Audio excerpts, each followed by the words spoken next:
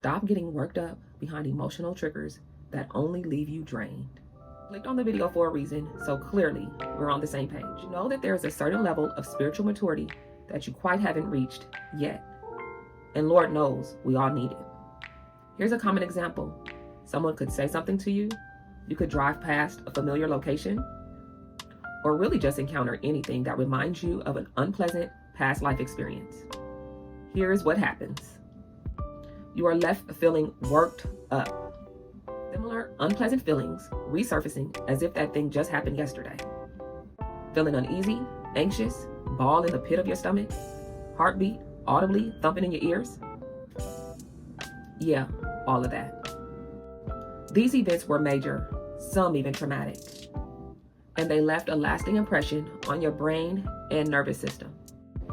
If emotional triggers come up often, it can leave you exhausted and just plain old drained, and we all know that ain't it.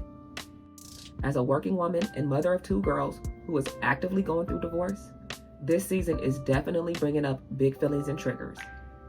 So instead of allowing these triggers to take control, the goal is to get me back, my whole self, and that includes my reactions, thoughts, and emotions. It starts with rewiring my brain's internal processing system.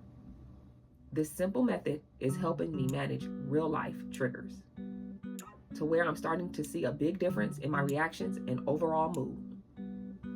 I'm discovering the art of self-reflection. I'm learning to change the meaning of a trigger. When I change my storyline, it transforms my real-time reaction to challenging situations. So in this video, you will see me turn my mundane commute to work into an insightful life lesson. By the end of watching, you'll start to consider what it takes to gain power over your triggers and leave with a simple strategy that aligns with resilience and well-being.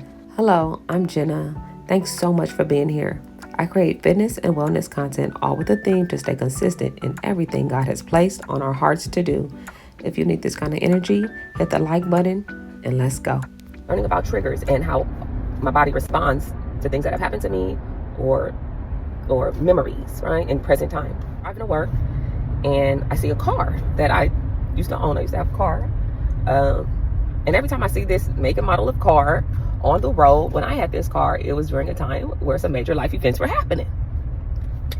Things happened around the car or whatnot. And it's not so much the car itself.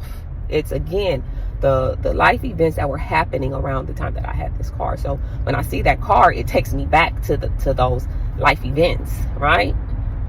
That's the way the brain works. This is what I'm learning, back to those life events, and I'm kind of like, it's fresh, it's immediate. My stomach drops, or I start to feel a certain way, like I'm triggered. I'm internally triggered for some reason. I start to feel it physically, right? Even present day for something that has happened. To take the exit onto I-10 West. I'm gonna share, where I'm learning some things. Coach Val J, okay? She's on all the socials about mindset. Then keep right. So she says, what am I making this mean, right? What are you making this mean? When you see this car, when you see this to thing, merge onto I-10 this trigger, towards San this thought, Bernardino. what are you making it mean?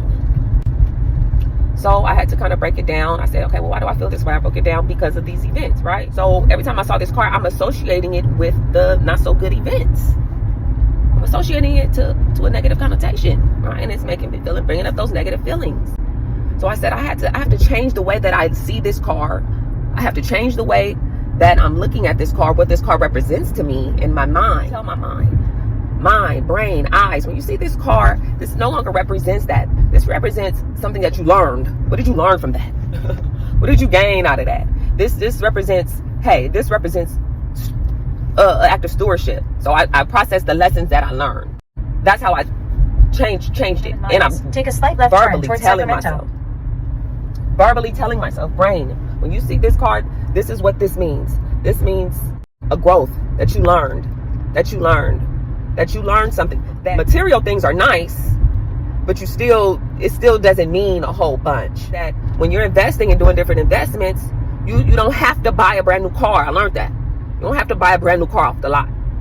You can there's different ways to strategically buy a car and still get some bang for your buck. I learned some things like that, right? That everything is not what it seems. Transparent. It was a little Mercedes CLA 250, right? A cute little car at the time, still is, nice car. But I also had my bread and butter, my Corolla, right? My Toyota Corolla. And at the time, I had the option to drive Slight both left of them turn towards at the time. Sacramento. And I kid you not, a lot of times, I preferred the drive on the Corolla, right? Just the feel of how it drives. I ain't talking about the aesthetic, the look, but the drive. A lot of times, I would opt to drive the Corolla because I just wanted to drive a little smoother. Looks ain't all what it seems. Some different valuable lessons that I learned within buying and having that car during that season in my life. But when I look at it now in present day, I have to remind myself and train my brain not to go to those negative thoughts. And today was one of the first days that I saw the car, and I didn't feel like a certain kind of way. You feel me?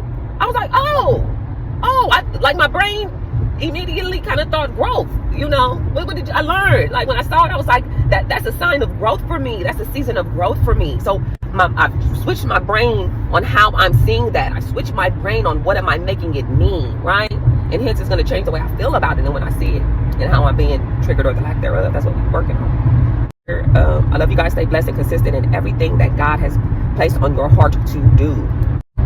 God is a restorer. He can restore you. Yeah, he can. Yes, he can. Yes, he can. That's all I'm going to say. God can restore us.